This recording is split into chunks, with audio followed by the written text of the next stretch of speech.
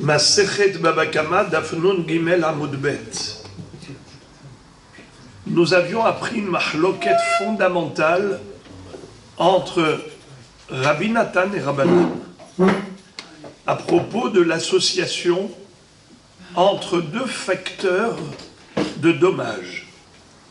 Exemple, un shor et un bor. Imaginons que le shor de Réhouven a poussé le shor de Shimon dans le bord de Lévi. Alors maintenant, que faire? Qui va-t-on condamner? Est-ce qu'on va condamner le shor, le Baal HaShor, donc Réhouven, ou bien est-ce qu'on va condamner Lévi, le Baal HaBor, dans lequel la bête de Shimon est morte, ou bien les deux? Alors, en effet, selon Rabbi Nathan, c'est les deux. L'un payera Hatsi et l'autre Hatsi. Réhouven, propriétaire du shor en corner. Lévi, propriétaire du bord tueur, vont devoir payer un dédommagement à Shimon. Chacun payera 50% de la valeur de la bête qui est morte à cause des deux facteurs. Ça, c'est Rabbi Nathan. Rabbi Nathan dit, celui-là payera Mechitza et celui-là payera Mechitza. Mais Hachamim disent non. Ils disent que c'est uniquement Réhouven, propriétaire du shor en corner, qui payera les 100% du dommage à Shimon. Pourquoi? Pourtant, le bord de Lévi est également agent actif dans la mort de la bête, car s'il n'y avait pas de bord, il ne serait pas mort. Mais il va toujours d'après le début. C'est qui a été l'acteur au début qui a poussé le taureau dans le puits? C'est le shor de Réhouven. C'est lui, en fait, entre guillemets, qui a tout fait. C'est lui le premier facteur de tout ce qui s'est passé par la suite. Si lui n'avait pas agi, il n'y aurait pas eu de conséquences dommageables. Bon. Alors maintenant, ce qu'on va étudier, ce n'est pas par rapport à l'opinion de Hachamim, qui disent que tout est attribué au premier, qu'on va lui imputer toute la responsabilité. Non. Aujourd'hui, ce qu'on va apprendre, c'est selon l'opinion de Rabbi Nathan. Rabbi Nathan qui disait moitié, moitié. Il y a deux facteurs, chacun a la moitié de la responsabilité. Quel serait le din s'il y avait trois facteurs pour le dommage? Eh bien, chacun devra payer un tiers du dommage. Alors, répétons, s'il y a trois facteurs qui ont déclenché un dommage, qui ont causé un préjudice, eh bien, les trois vont devoir payer un tiers des indemnités chacun. Alors maintenant, regardez comment ça va être très beau, l'enseignement de Rava à ce propos, au niveau de l'application de cette règle, qui selon Rabbi Nathan, il faut partager le dommage entre les trois facteurs. Premier exemple, Amar Rava, Shor ve'adam shedahafu labor. Maintenant, Rava va nous exposer un cas atypique. Imaginons qu'il y ait trois facteurs réunis qui ont causé un dommage. Par exemple, Adam, Shor et Bor. Comment est-ce possible d'avoir trois facteurs? Qu'un homme, plus le Shor de quelqu'un d'autre, plus le Bor de quelqu'un d'autre, et que les trois ensemble ont causé un dommage? Eh bien, l'exemple est le suivant. Réhouven, Shimon et Lévi ont causé un dommage à Yehuda. Par exemple, Réhouven était propriétaire d'un shor. Le shor de Réhouven est parti pousser, par exemple, la bête de Yehuda. Alors, le shor de Réhouven, quand il est parti pour pousser et encorner la bête de Yehuda, il y avait encore quelqu'un d'autre qui a voulu faire la même chose, qui a voulu pousser la bête de Yehuda. C'est qui? Monsieur Shimon. Alors on a le shor de Réhouven, plus Monsieur Shimon lui-même, tous les deux ont poussé par exemple le hamor de Yehuda, ou dans le bord de Lévi. Alors maintenant on a trois individus qu'on va solliciter pour dédommager Yehuda. Le hamor de Yehuda est mort dans le puits de Lévi à cause de l'encornement du shor de Réhouven et à cause de la bousculade de Shimon.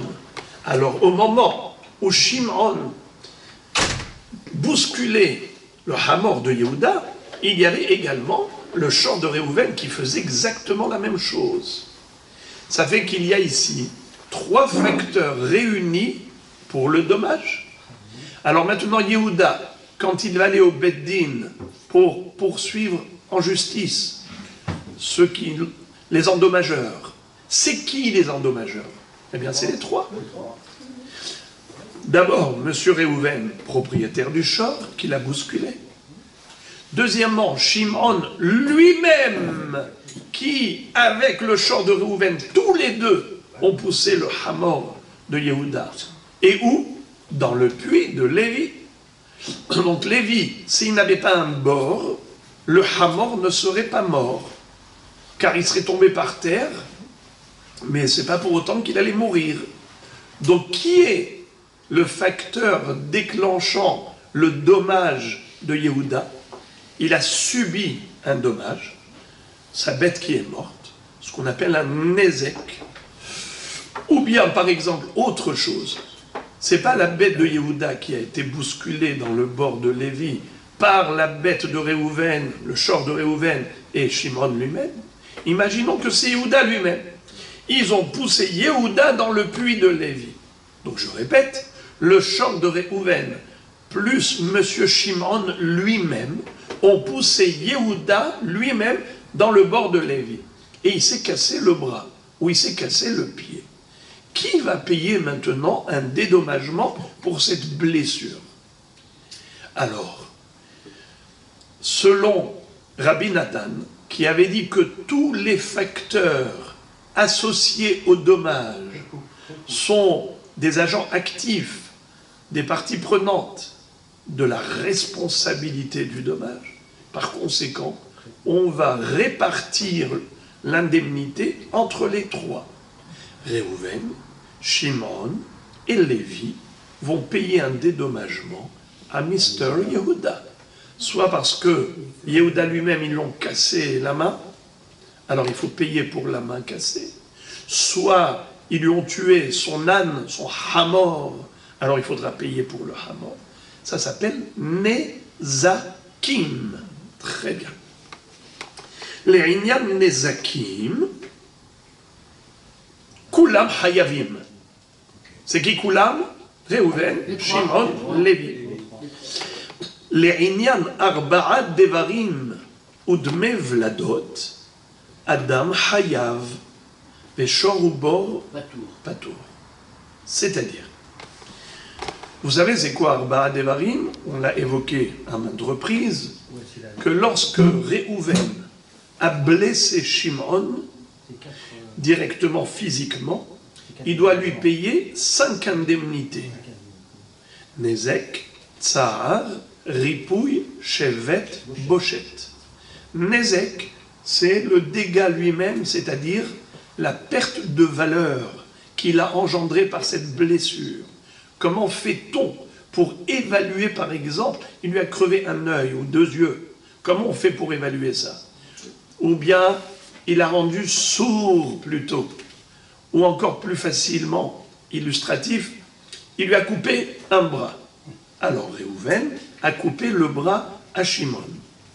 Comment il va faire pour payer le bras qui lui a coupé? On va au marché des esclaves et on va voir la différence de prix entre un esclave normal et un esclave manchot, avec un bras en moins. La différence de prix, c'est le prix du bras. Ça, c'est le nezek. Tsa'ar, c'est la douleur, la souffrance physique. Car au-delà de la réduction de valeur, il y a également la douleur. Comment évalue-t-on la douleur? Eh bien, on demande à quelqu'un qui a été condamné à perdre son bras parce que l'empereur tyran a décidé de lui faire couper la main pour raison X ou Y, ce monsieur, quand il va voir le bourreau, il lui dit « S'il vous plaît, mettez-moi un anesthésiant avant de le faire. » Il lui dit « Combien tu payes pour cette anesthésie si tu veux ne pas sentir la douleur au moment où il va lui couper la main ?» Le prix qu'il est prêt à payer pour l'anesthésie, c'est le prix de la douleur. C'est comme ça qu'on évalue ce qu'il va devoir lui payer comme tsa'ar. Combien un homme aurait été prêt à payer pour éviter le tsa'ar? C'est le prix du tsa'ar. Ripouille, les frais médicaux. Shevet, c'est le chômage professionnel. Il lui cause une perte de parnassa. Keshomer kishuim, c'est-à-dire pendant toute la période où il est n'alléguera pas le prix réel du chômage par rapport à quelqu'un qui travaille chez Microsoft et il gagne par jour 3000 euros, c'est pas ça qui va lui payer, parce que ça c'est déjà inclus dans Nezek. Il va lui payer juste le chômage pendant la période où il est alité, ou même sans la main, il aurait pu être Shomer Kishuim, gardien de courgettes dans le marché. Il aurait pu s'asseoir derrière l'étalage et juste surveiller les courgettes pour pas qu'on les vole. Ça, il peut le faire même avec une seule main. Eh bien, tant qu'il est alité, même ça, il ne peut pas le faire. Il est au chômage professionnel complètement. C'est ce qu'on doit lui payer. Le prix du chômeur en tant que chômeur Kishuim, il n'est plus chômeur, il est chômeur. Asbekitsour, ça c'est le shevet. Shvita, chômage. Également, bochette. Quand on donne une claque à quelqu'un, c'est la bouchage. Ça aussi, ça a une estimation de valeur. Donc, un homme qui endommage l'autre physiquement, il a blessé, il lui doit ses 5 indemnités. C'est spécifique à l'être humain. Mais par exemple, un shor qui a blessé un homme, il n'y a que le nezek à payer. Ou par exemple, un homme qui est tombé dans un bord, il s'est cassé la main, il n'y a que le nezek à payer. Il n'y a pas les arba'a devarim. Sur les hamisha devarim, il n'y a que nezek. Il n'y a pas tsa'ar, ripouille, shevet, bochet. Alors c'est ce que nous dit maintenant Rava. Les inyan nezakin kulan hayavim. Pour payer le nezek, on va répartir l'indemnité entre les trois. Nezek divisé par 3. Reuven, Shimon, Lévi. Reuven Baal Hashor, Shimon Adam, Lévi Baal Habor payeront à Yehuda le prix du nezek, que ce soit un nezek matériel, par exemple le hamor de Yehuda qui est mort dans le bol, ou que ce soit un nezek physique, il a eu le bras cassé ou le pied cassé, eh bien ils payeront. Par contre, les inyan arba'a dvarim, mais par exemple, pour les arba'a dvarim, tsa'ar, ripouille, shevet, bochet, dites-moi les amis, sur ces trois-là, Reuven, Shimon, Lévi, qui est-ce qui payera les arba'a dvarim? C'est celui qui a...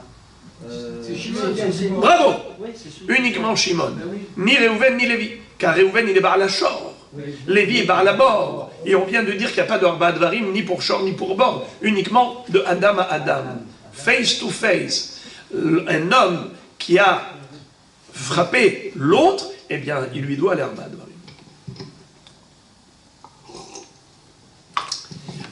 C'est pour ça qu'il est écrit Inyan arba'a devarim, ou bien Dmevladot. Qui est-ce qui s'en souvient? Rappelez-moi, c'est quoi de mes vladot?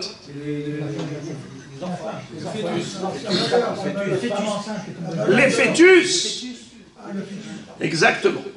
Dme vladot, c'est un pasouk. Vechi natsu anashim venagfu isha hara veyatsu yeladeha imlo ihye ason anosh yeanesh kaasher yashit alav baal haisha venatan biflilim.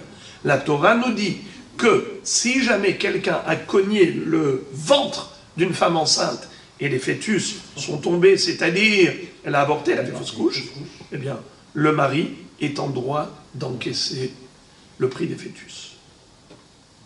Ok. Alors maintenant, cette notion-là de payer un dédommagement pour les fœtus qui sont morts, c'est uniquement Adam. Vichinatsu Anashim. Anashim velo shvarim. Velo bor. Donc, si jamais, reprenons l'exemple, le chor de Réhouven et Mr. Shimon ont poussé Madame dans le bord et malheureusement elle a fait fausse couche, cette femme enceinte. Maintenant, il faut payer le prix des fœtus. Qui payera? Bravo. Uniquement Shimon. Ni Réhouven, propriétaire du chor, ni Lévi, propriétaire du bord, uniquement Shimon, parce que Shimon, c'était lui-même qui a poussé la femme dans le bord. Étant donné que c'est lui, alors il payera le dme vladot au mari de cette femme. Donc, les inyan arba'a devarim ou dme vladot, Adam, Hayav, Veshor ou bord, Patour. Le chor de Réhouven et le bord de Lévi, Patour. Very good. לעניין כופר ושלושים של עבד, שור חייב, אדם ובור פטורים. What is it? Qu'est-ce qui se rappelle, qu'est-ce que c'est koffer? Oui, mais indemnité, d'accord. Mais quelle indemnité qui correspond à quoi? Je veux des choses précises. Qu'est-ce que c'est koffer? Alors, le koffer, c'est lorsque le chor de Réhouven a tué Shimon. Le chor de Réhouven a tué Shimon. Alors, il existe une différence entre Shortam et Shor Moad. Si il est Shortam, il est Hayav Skila, mais il n'y a pas de koffer. Quand est-ce qu'il y a koffer? Que si le chor de Réhouven, par exemple, il s'est enfui après avoir tué un premier homme, un second et un troisième, il s'est enfui à chaque fois. On n'a pas pu le lapider. Et voilà que maintenant, pour la 4e fois, il encore n'y tue une 4e personne. On a réussi à l'attraper. On va infliger 2 sanctions au propriétaire de ce chor. Premièrement, on va lapider son bœuf, il va le perdre. Secondo, il va devoir payer un koffer aux héritiers. C'est-à-dire les héritiers de ce défunt qui a été encorné par son chor, qui a été tué, il va devoir payer la contre-valeur de cet homme qui est mort. Si on dit que koffer, c'est de Ménizak, je ne veux pas rentrer dans la mahloket. Est-ce que le koffer, c'est de Ménizak ou de Mémazik? Inutile de rentrer là-dedans maintenant. Juste, parlons du koffer, c'est-à-dire, c'est l'indemnité liée à la mort de la personne encore née par un chor à Moad qu'il faut reverser aux héritiers. Alors, à Botaï, maintenant on a dit il y a 3 associés. Imaginons, le chor de Réhouven, plus Monsieur Shimon, tous les deux ont poussé Yehuda lui-même dans le bord de Lévi. Yehuda lui-même est mort. Le koffer, qui payera? Réhouven, bravo. Réhouven, propriétaire du chor. Car la notion de koffer n'existe que pour un chor à Moad, ni pour un bord, ni pour un Adam. Adam qui tue, quel est le din? Eh bien, il est hayav lui-même d'être tué. Par contre, si c'était Bémézid, et si c'est Béchogeg, il n'est pas tué, c'est vrai, il n'est pas exécuté au Beddin, il ne sera pas mis à mort au tribunal parce qu'il a fait ça par inadvertance, mais il ne payera pas koffer non plus. C'était le fameux enseignement de Hizkia qui disait que le din de Kamla Bidrabamine, c'est pas uniquement Bémézid, même Béchogeg, il n'est pas tout. Bekitsour, sur les 3 agents actifs, les 3 facteurs de la mort de Yehuda, qui a été bousculé dans un puits, c'est qui les 3 facteurs? Réhouven, Shimon, Lévi. Eh bien, il n'y en a qu'un seul qui payera le coffre. Réhouven, propriétaire du Shor. Ni Shimon, parce que Shimon, c'est lui-même qui a bousculé, qui a tué. Il n'y a pas de coffre à payer lorsque c'est l'homme qui tue. Et il n'y a pas de coffre à payer non plus lorsque c'est le bord qui tue. Étant donné que c'est le bord, Le Shor est lapidé. le Shor, évidemment, qui sera lapidé. Alors, il n'y a pas que le coffre pour lequel le Shor Hamourad doit payer aux héritiers. C'est pareil pour Shloshim chez le Evet. Si jamais le taureau de Réhouven a tué l'esclave cananéen de Shimon, alors dans ce cas-là, il n'y a pas de coffre à payer. Si le Shor Hamourad, bien sûr, on parle toujours de Shor Hamourad, que ce soit Kofer ou que ce soit Shloshim chez la Eved, c'est toujours Shor Hamourad où la Torah va dire quand le taureau Mourad de Réhouven a tué le Eved Kenaani de Shimon, eh bien Réhouven doit payer comme indemnité à Shimon quel montant? Un montant fixe. Shloshim Shekalim. Cette indemnité forfaitaire, elle est invariable, c'est-à-dire 30 shekels, que le Eved Kenaani coûte moins ou il coûte plus, ça ne change pas. Mais c'est l'équivalent du kofer. Comme il existe le kofer pour un juif normal qui a été tué par le Shor Hamourad, il existe Shloshim Shekalim comme indemnité pour un Eved Kenaani qui a été tué par le Shor Hamourad. Alors on nous dit, si jamais le cas était atypique, à savoir qu'il y avait 3 facteurs de la mort du Eved Kenaani, c'est qui les 3 facteurs? Le Shor de Réhouven, Shimon lui-même, tous les deux ont bousculé le Eved Kenaani de Yehuda dans le bord de Lévi. C'est qui va devoir payer les Shloshim Shekalim? C'est qui? Les 3? Non, c'est qui? Non, c'est le Baal HaShor et... Réhouven uniquement, le Baal HaShor. Il est le seul condamné à payer, soit le kofer, soit les shloshim shekalim. Alors relisons, les inyan kofer ou shloshim shel eved, shor hayav, adam ou bor, peturim. C'est clair? Les inyan kelim. Alors maintenant, vous vous rappelez de la halakha des kelim? Qui est-ce qui se souvient d'une halakha particulière concernant des kelim?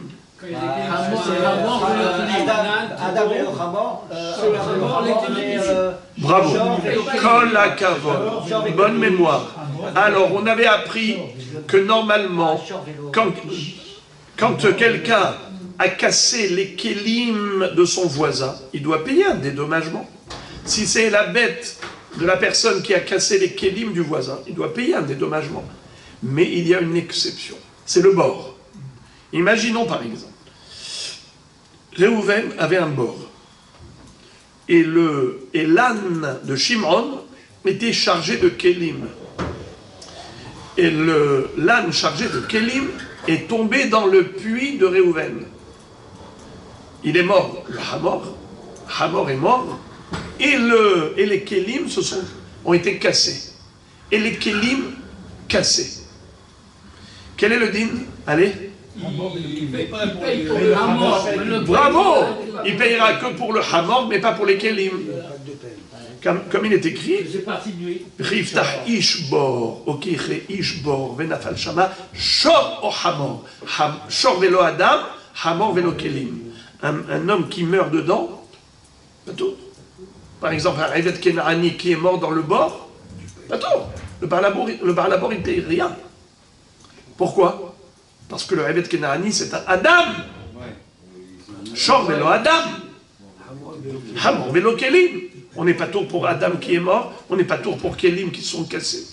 Alors maintenant, c'est ce que nous dit Rava. Les Inyan Kelim, on a ici 3 facteurs. C'est qui les trois facteurs? Le shor de Réhouven et Mr. Shimon lui-même. Tous les deux, qu'est-ce qu'ils ont fait? Le shor de Réhouven avec Mr. Shimon, qu'est-ce qu'ils ont fait tous les deux? Ils ont poussé les kélim de Yehuda dans le bord de Lévi. Donc il y a ici trois facteurs qui ont cassé les kélim. Réhouven, Shimon, Lévi. Ils ont cassé les kélim de Yehuda. Alors qui est-ce qui paye pour les kélim? Personne. Celui du bord, il ne paye pas. C'est Shimon. Vadaï que celui du bord il paye pas. Comment il s'appelle? Lévi. Lévi. Lui il paye pas. Le Baal Hachor, il paye pas. Qu'est-ce qu'il en est de Réhouven et Shimon? Alors, si c'est des kélim, Ouais. on a dit kélim. D'accord, les kélim maintenant. Ah, c'est le shor, c'est le Baal Hachor. Il faut que ce soit le shor qui. C'est le Baal Si le Hachor shor qui il a paye. fait tomber, il n'est pas responsable, le propriétaire. Si, c'est le shor. C'est le Non, Baal Hachor pour les qui kélim, paye. pour les kélim. Il a cassé le kélim. Les kélim, on a dit qu'ils sont... On a commencé la Sougia avec une introduction. C'est ça. Rabbi Nathan. Rabbi Nathan, qu'est-ce qu'il dit? Ça fait juste 24 heures, on a étudié ça. Echad eleka le ishtalu memehai, mishtalam na mehai. Quand on ne peut pas encaisser de l'un, on encaisse de l'autre. Normalement, on aurait dû répartir l'indemnité entre trois. Chacun aurait dû payer 33,33%. Réhouven, Shimon, Lévi, à Yehuda. Or ici, Lévi ne payera pas. Pourquoi? Car lui, il est bas à la bord. Et pour les Kélim, le bas à la bord ne paye jamais. Alors qui reste comme coupable du bris des Kélim? Les deux. Il y a deux coupables. Il y a Réhouven et Shimon. Et ce sont eux qui vont payer. Combien ils vont payer? 50-50. Ok. Les Inyan Kélim. Maintenant, Veshor Psoulé Hamukdashim. Ça, c'est important. Qu'est-ce que c'est Shor Psoulé Hamukdashim? Vous êtes censé le savoir parce qu'on a étudié ça il y a juste 5 semaines. Le short qui devrait être... Alors les amis, Qui devrait être sacrifié... bravo. Un béhor qui a un mou. On avait parlé d'un Bechor qui a un mot, mais ici, on parle de mieux que ça. Ça c'est vrai, vous avez raison. Une bête qui est Kodesh, ou bien Bechor Baal Moum, comme on a appris hier, ça conserve également le statut de Kodesh en quelque sorte, mais on va aller pousser le bouchon encore plus loin. D'un shor psoulé hamukdashim chez Nifda. On appelle ça en hébreu Kadashim Baale Mumin chez Nifdu. Alors, rappelons la halacha. Quel est le din si un korban a subi un défaut? Il n'est plus sacrifiable. Que faut-il faire? Il faut racheter la sainteté de cette bête qui était destinée à être sacrifiée. Comme elle est non sacrifiable, mais elle est tout de même sacrée. C'est pas parce qu'elle n'est pas sacrifiable qu'elle n'est pas sacrée. Alors qu'est-ce qu'on va faire pour tirer l'épingle du jeu? Comment on va faire? Eh bien c'est très simple. On va transférer la kedusha de ce korban sur de l'argent qui va nous permettre d'acheter une autre bête. Et cette autre bête, qu'est-ce qu'elle va être? Le korban. D'accord. Mais qu'est-ce qu'elle est devenue, la première? Elle a été désacralisée. Kadashim Baale Mumim Shenifdu. Des sacrifices qui ont subi un défaut, qui ont été rachetés. Par exemple, la paupière était déchirée, ou l'oreille avait été coupée. Complètement coupée l'oreille, d'accord? Est-ce qu'on peut sacrifier? Non. Est-ce que c'est tréfa? Non. C'est mangeable? Oui. On fait la shrita, tout va bien. Maintenant, Rabotaï, juste, je vous pose une question. Quelles sont les restrictions relatives à cette bête qui était autrefois korban, kadosh, et qui ne l'est plus aujourd'hui, qu'elle a été désacralisée, car on a racheté sa kedusha. On a fait pidion. Quelles sont les 3 restrictions? On ne Rappelez-moi. peut pas les donner au chien. Bravo! On ne peut pas donner la chair au chien. Baron. On ne peut pas tondre, excellent. On ne peut pas avoir dans son lait non plus. Bravo! Et on ne peut pas traire le lait, excellent. Comme il est écrit dans la Torah Parashat Re'eh, Tizbah ve'achalta basar. Alors la Gemara dans Bechorot Daf Tetvav, elle fait la dracha suivante.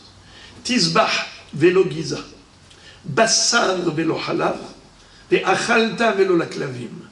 C'est-à-dire que il y a 3 restrictions. Cette bête-là, tu peux la manger, mais tu n'as pas le droit de tondre la laine de son vivant, et tu n'as pas le droit de traire le lait pour le boire de son vivant. Ça veut dire qu'il faut rapidement aller faire la shrita, tout simplement. Est-ce que le Cohen a Oh, quel rapport. Mais c'est de la viande classique, juste avec des restrictions.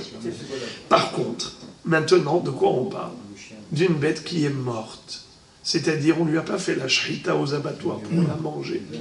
Malencontreusement, ce shor psoulé Mukdashin, qui était donc dans cet état, a été poussé, bousculé violemment par 2 facteurs.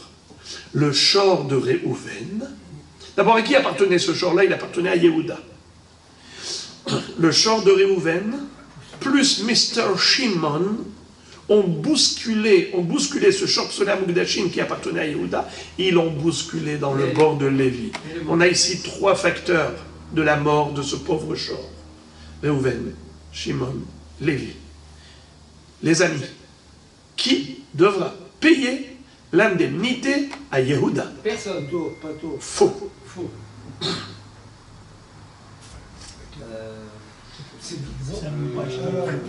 C'est pas cher Réhou, ça, non? C'est Shoréou? Si, c'est Shoréou. Comment Donc c'est le Barachor. C'est le Barachor, c'est le premier. Bah oui. C'est le Barachor. D'ailleurs, maintenant, entre parenthèses, vous savez qu'est-ce qu'on va faire avec la charogne On peut rien de faire. cette bête qui est tombée? On peut rien faire que ce qu'on fait. Vous savez qu'est-ce qu'on fait? On l'enterre. Voilà, c'est ça. Donner au chien, qu'est-ce que vous avez dit? Mais on vient de dire que c'est un sourd! C'est un sourd. Manifestation. Alors, les amis, On l'enterre. on vient de dire qu'on l'enterre. Alors, et pourquoi on l'enterre? Vous savez pourquoi on l'enterre? Pour que juste, bravo, pour pas que par oubli on donne au chien ou qu'on en tire profit de manière interdite. Razak. Alors, maintenant, dites-moi s'il vous plaît, qui payera? Le Barachor, c'est le premier. Bravo. Déjà, le Baal Hachor, il est censé payer. Excellent. Qui encore? Tu vois que c'est pas tout. Qui encore? Et Celui qui a poussé la Shimon, parce que le Et Shimon, bravo. Barachor, Très très bien. il est Maintenant, Lévi. pas tout. Maintenant, Lévi, paye ou il paye Non, pas? il ne paye pas. Pourquoi? Parce qu'il y a marqué... On en a parlé tout à l'heure, il y a pas. Non, Ah, on n'en a pas parlé. Alors, Réhouven, Shimon et Lévi sont les 3 facteurs. Et à juste titre, vous avez bien répondu, les seuls qui seront condamnés à payer une indemnité, c'est uniquement Réhouven et Shimon, pas Lévi. Réhouven, propriétaire du shor, Shimon, qui lui-même a bousculé également le shor de Yehuda, mais pas Lévi, qui est Baal Habor. Pourquoi pas? Parce que le shor, il est kadosh. Pas Kadosh, il est psoulé à Mukdashim. Et alors, vous n'êtes pas loin du but, allez-y, vous vous approchez. Oui, on l'a fait, c'est pour ça que je demande, sinon j'aurais pas demandé. C'est pour ça que je dis si on l'a fait. Alors voilà, en fait, vous ne pouvez pas vous rappeler, c'était une dracha du Passouk. À la fin du Passouk, il est écrit Baal Habor Yeshalem, Kesef Yashiv li Ba'ala Vehamet Yelo. C'est quoi Vehamet Yelo? Traduction? Il récupère le mort. Il récupère le mort. Ça veut dire la charogne. Bravo, excellent. Quand est-ce que le Baal Habor doit payer que si il peut ensuite bénéficier du cadavre de la charogne? Mais ça s'appelle Vehamet Yelo, Vehamet Yelo. Mais ici, il peut rien faire. Il doit enterrer le cadavre, puisqu'il ne peut pas Yelo. Alors il n'est pas Hayav. Quand est-ce que le Baal Habor est Hayav pour une bête qui est morte dans son puits? Uniquement une bête qu'on peut exploiter après la mort. C'est-à-dire on peut utiliser la charogne pour donner aux chiens, pour vendre à je ne sais qui, je veux dire des non-juifs qui ont le droit de manger, mais sinon, en l'occurrence, où c'est un short sous la Mukdashim qu'on n'a pas le droit d'utiliser après la mort, eh bien le Baal Habor ne paye pas. Donc il n'y aurait que Baal Hachor, Réhouven, et Shimon lui-même. Alors, Adam, Veshor, Hayavim ou Bor Patour. Répétons, Adam, Veshor, Hayavim ou Bor Patour. Alors répétons, quels sont les deux éléments pour lesquels le bord est patour? Les deux éléments. Le bar à la bord, il est patour dans deux cas. Primo, ce qu'on vient de dire, le shor psoulé amukdashim, le fameux shor qui était korban, qui a subi un défaut, qui a été racheté, et bien maintenant il est mort dans le bord. Le bar à la bord est patour. Il y a encore autre chose, c'était quoi? Les kélim. Bravo. Les kélim patour. Très très bien. Alors maintenant, la Gemara elle-même nous cite le passouk à partir duquel nous déduisons cette halakha. Maïtama. Maïtama. Pourquoi le Baal Habor il ne paye pas pour le shor psoulé amukdashin? Réponse, c'est le passouk que je viens de vous dire. Amarkra vehamet ihye lo bemi shehamet shelo. Yatsaze she'en hamet shelo. Quand est-ce qu'il est hayav? Uniquement s'il peut profiter du met, de la charogne. Mais ça exclut le cas du shor psoulé amukdashin, où il ne peut pas exploiter la charogne, donc c'est pas ihielo, donc pas tout. Maintenant, la Gemara ouvre une parenthèse, et elle dit, les memra de pshitale le rava. Vehamibaya baele le rava. Deba e rava, shor psoulé amukdashin, shenafal labor, mahu. Hay vehamet yelo, bemi shehamet shelo, yatsaze she'en hamet shelo, odilma vehamet yelo, la be'alim metapelim banevela ou de'ata. C'est-à-dire, Rava lui-même était sceptique.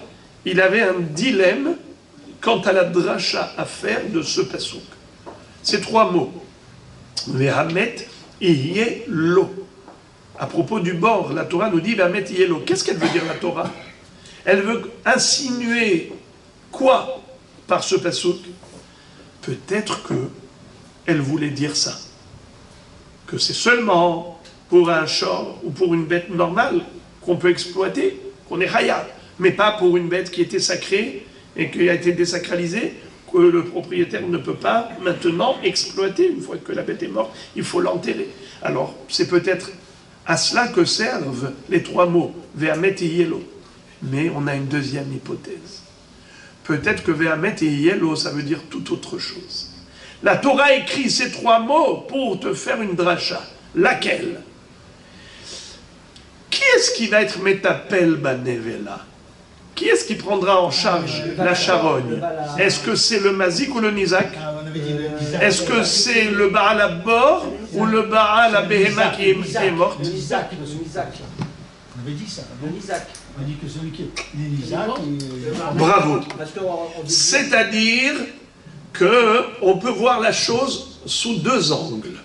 Première approche, c'est de dire, Réhouven avait un puits, Shimon avait un hamor. Le hamor de Shimon est tombé dans le puits de Réhouven. Maintenant, le hamor est mort. Ce cadavre-là, il a une valeur de combien? On va dire comme ça. Quand il était vivant, le hamor, il coûtait 10 000 shekels. Maintenant qu'il est mort, il coûte 2 000 shekels. Parce qu'on peut faire des croquettes pour les chiens avec sa chair. N'est-ce pas? Alors, on va dire ça coûte 2 000 shekels. Maintenant, donc, combien est la réduction de valeur? 8 000 shekels. Puisque ça coûtait 10 000, maintenant, la différence, elle est de 8 000 shekels. Donc, c'est le prix du dommage. Le dommage réel, il est de 8 000 shekels. Car il coûtait 10 000 shekels vivant, il coûte 2 000 shekels mort. La différence, c'est le dommage. Rabotaï, le propriétaire du hamor, il peut dire au propriétaire du bord, « Eh oh, qu'est-ce que tu veux que je fasse moi maintenant avec lui? Tu veux que j'aille maintenant le tirer du puits? Ok. » Même si l'autre lui dit, oh, « Ok, c'est moi qui vais le faire monter, je vais l'amener à mon charge. Je vais te le faire monter là-haut. » Mais maintenant, il dit, « Qu'est-ce que je vais faire avec ?» Il dit, « Tu vas avec au marché. Tu vas le vendre pour des croquettes aux chiens. » Il a dit, « Mais ça va pas, non? Tu crois que j'ai que ça à faire, moi ?» Il dit, ben voilà, moi je t'ai perdu, c'est-à-dire je t'ai fait perdre 8 000 shekels, je t'ai pas fait perdre 10 000 shekels, je te paye 8 000 shekels. Mais l'autre lui dit, mais non, garde-le. Toi, tu vas te débrouiller pour aller faire des croquettes au chien. Moi, je veux mes 10 000 shekels. Écoutez, 10 000 shekels, donne-moi 10 000 shekels. Point à la ligne. Qui aura raison? C'est le basique, le patron. Le basique. Eh bien, figurez-vous que le Baal Habor peut imposer au Baal Hamor et il lui dit, écoute, Be'alim metapelim banevela. Le propriétaire du Hamor, c'est à lui d'assumer. Tant pis pour toi. Moi, je te paye que la différence. Je t'ai fait perdre 8 000, je te paye 8 000. Les 2 000, tu t'ébrouilles. C'est le prix de l'achat. Au Rabotai, ça, c'est si on dit que Vehamet, Ihyé, l'eau. C'est quoi Vehamet, Ihyé, l'eau? C'est qui l'eau? C'est qui lui? Le Nizak, c'est-à-dire le propriétaire du Hamor.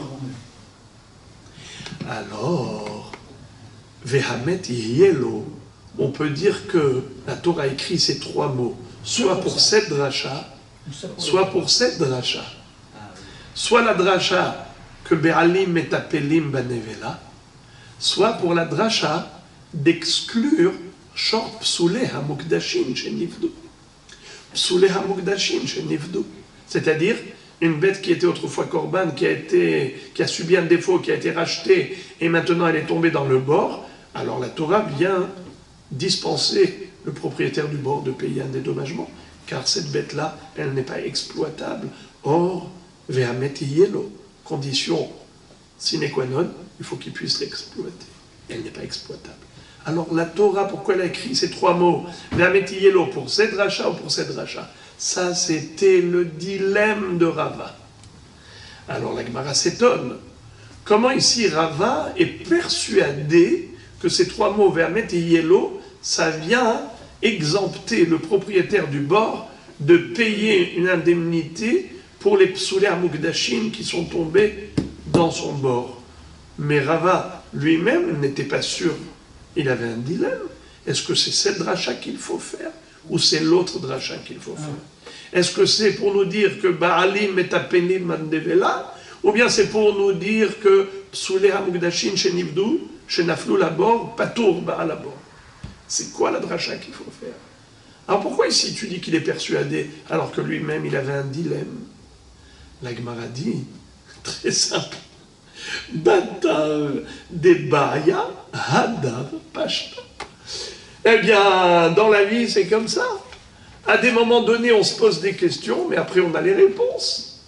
Au début, Rava était sceptique, mais après il en était convaincu que la bonne et la vraie dracha qu'il y a à faire à partir de ces 3 mots, c'est quoi la dracha? Pour exclure Psoulé Hamukdashin, et non pas Be'alim et Taplim Banevela. D'accord, mais il reste un problème. Alors la Gemara pose la question, elle dit Ela Be'alim et Tapelim Banevela Minale. Alors, d'où il apprendra la deuxième halakha? S'il a déjà exploité le pasouk pour la première dracha de Psoulé Hamukdashin, comment va-t-il déduire la deuxième dracha? Et pourtant, on le sait que Be'alim et Tapelim Banevela. Mais à partir de quelle dracha il a fait ça? Nafkale min ve'amet yelo deshor. Waouh! Les mêmes mots, ve'amet yelo, on retrouve ça à propos du shor. Quand un shor tue l'autre shor, ve'chigov shor ish et shor ve'ehu, là-bas il est écrit ve'amet yelo. Alors, Ve'hatsu et ashor ahai. Ve'hatsu et kaspo. Ve'gam et amet yahetsu. Et là-bas il est écrit ve'amet yelo. Ve'im shor nagahu ve'amet yelo. Donc tu vois qu'à propos du shor il est écrit ve'amet yelo. Alors c'est le même, la même dracha. De là-bas on a pu déduire que Be'alim, Metapelim, Banevela, c'est au propriétaire de la bête qui est morte de maintenant prendre en charge la gestion de cette charogne. Donc c'est pas à l'endommageur de prendre en charge, c'est à l'endommagé, le pauvre, qui doit maintenant aller gérer cette histoire-là, d'aller vendre pour des croquettes de chiens, sa nevela. Alors, Moré Verabotaï, la Gemara maintenant pose une question, elle dit, qu'est-ce que tu fais avec les trois mots Vermeti Hielo de bord? C'est pour exclure Psoulé Amukdashim. Qu'est-ce que tu fais avec les trois mots Vermeti Hielo de Shor? C'est pour dire Be'alim et Tapelim la Nevela. D'accord? Pourquoi tu as fait ce choix?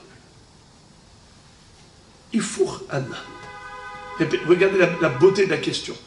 Maï Hazit, qu'est-ce que tu as vu pour décider ainsi? Des vermet yelo des shor, mafkatle la be'alim et tapelim ben nevela. À quoi il sert le vermet yelo du shor, ce pasouk, pour dire que c'est à l'endommager de prendre en charge la gestion de sa charogne. Et vermet yelo des bords, mafkatle les mishamet shelo. Et à quoi il sert le vermet yelo que la Torah écrit à propos du bord? C'est pour exclure shor psoulé amukdashim. Parce qu'il n'est pas chez l'eau. Il peut rien faire avec la charogne d'une bête qui était corban. Il ne peut que l'enterrer. Donc il ne sera pas tour. Ifour Anna. Ifour Anna. C'est-à-dire, moi, je peux te dire le contraire. Les hefer, afour. C'est quoi afour? C'est-à-dire quoi afour? Aidez-moi. Le contraire. C'est quoi le contraire? C'est que le ve'amet yelo de bord, au lieu de dire que c'est venu exclure Psoulé Amukdashim, c'est plutôt venu pour nous dire Abe'alim et Tapelim Banevela. Et les trois mots Ve'amet Yelo qui est écrit dans Shor, c'est venu peut-être pour exclure Shor Psoulé Amukdashim, une bête qui était korban autrefois. Eh bien, dans ce cas-là, il ne sera pas tour. Kadashim Ba'alim Umim Shinifdo, il ne sera pas tour. Pourquoi tu as utilisé les mêmes mots, Vermet, Yelo, de bord, et Vermet, Yelo, de shor, ici pour cette dracha, et ici pour cette dracha? Mais qu'est-ce qui te permet de prendre cette décision? Il faut bien un aiguillage. On ne fait pas des choses n'importe comment. On ne prend pas comment on appelle ça, l'initiative d'orienter les drachotes en fonction de ses humeurs, de son bon vouloir. La Torah, c'est quelque chose de précis. Et si c'est quelque chose de précis, on a les mêmes mots à droite, les mêmes mots à gauche. Ici, tu l'as utilisé pour cette dracha, ici pour cette dracha. Pourquoi tu ne dirais pas le contraire? Que ces trois mots ici, c'est pour cette dracha, et les autres, c'est pour l'autre dracha. Pourquoi? C'est un choix délibéré. Qu'est-ce qui nous permet de faire un choix délibéré? Alors la Gemara répond très joliment. Mistabra. Quand on est confronté à un choix pareil, il faut faire appel à la logique.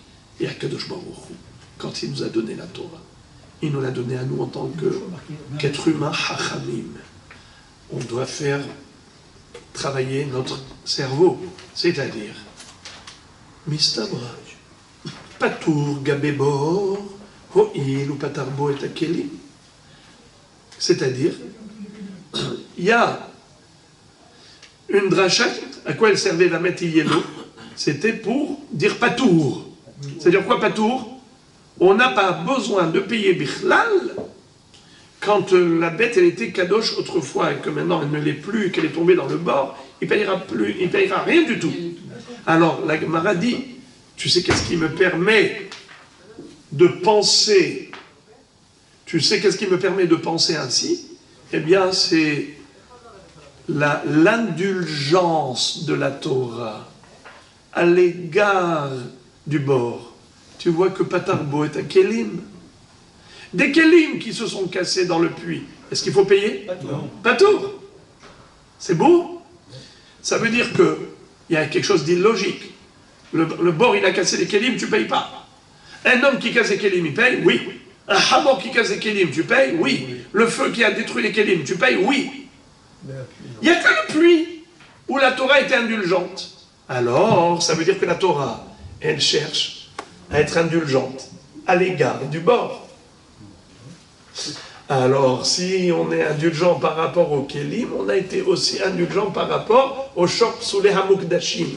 C'est-à-dire que dans ces deux drachot, qu'est-ce que tu vois ici? Une indulgence. Patour, il ne paye pas. Alors on te dit, il ne paye pas pour les Kélim, il ne payera pas non plus pour Psoulé Hamukdashim, chez Nivdou. Car tu vois que la Torah, elle a envie d'être cool à l'égard du Baal Habor. C'est l'aiguillage. Donc c'est pas un choix délibéré. C'est la Svara qui me dit que s'il y a une dracha qui dispense soit le Baal Hashor, soit le Baal Habor, la Svara, la logique veut que ce soit le Baal Habor que l'on dispense. Car nous voyons que la Torah l'a déjà dispensé par rapport au Kélim. Certainement la Torah veut le dispenser aussi par rapport au Psoulé Hamukdashim. La Gemara dit, ah bon? C'est la logique. Adraba, je peux te dire que juste le contraire, que quoi? Patour gabé shor, sheken patarbo hatzinezek. À propos du shor, nous voyons également une indulgence. Laquelle? C'est qu'on ne paye que hatzinezek pour un shortam. Nachon? C'est indulgent, bravo. Alors là aussi, peut-être que l'indulgence, c'est qu'il ne payera pas du tout pour les Psoulé Hamukdashim. La Gemara dit, is not good. La Torah, elle est plus indulgente à l'égard du bord que indulgente à l'égard du shor. Pourquoi? À l'égard du shortam, tu payes Hatzinezek, mais tu payes quand même 50%. Alors que pour les Kélim, tu ne payes rien, même pas un centime. Donc, la logique veut que si il faut appliquer une indulgence, soit à bord, soit à shor, eh bien c'est à bord que je l'appliquerai. Car nous voyons que la Torah elle a été plus cool à l'égard du bord. Elle a totalement exonéré, elle a totalement exempté le Baal Habor pour les Kélim. Alors certainement, elle veut aussi l'exempter de payer pour Psoulé Hamukdashim. Mais chez le shor, tu as trouvé certes une indulgence, mais une indulgence à 50%. Il paye quand même Hatzinezek. Donc, si tu fais un comparatif, eh bien, où la Torah elle est plus indulgente, par rapport à bord ou par rapport à shor, évidemment par rapport à bord. Donc, si la Torah cherche à être indulgente par rapport à un détail, certainement, elle veut être aussi indulgente par rapport à l'autre détail. Car elle me dit, sache que je veux une indulgence quelque part, à toi maintenant de l'appliquer. Alors j'observe et je regarde. Ah, tu vois ici, la Torah, elle a été super cool. Elle a dit, il n'y a pas de Kélim à payer. On ne paye pas pour les Kélim, on ne paye pas. Alors que Adam, il paye pour les Kélim. Shor, il paye pour les Kélim. Esh, il paye pour les Kélim. Il n'y a que le bord, il ne paye pas. Ça veut dire que la Torah, elle veut être indulgente. Alors c'est là où je vais appliquer l'indulgence aussi par rapport au Shor Psoulé Hamukdashim chez Nivdou. Ben, la bord, il ne payera pas. Donc on aurait pu faire...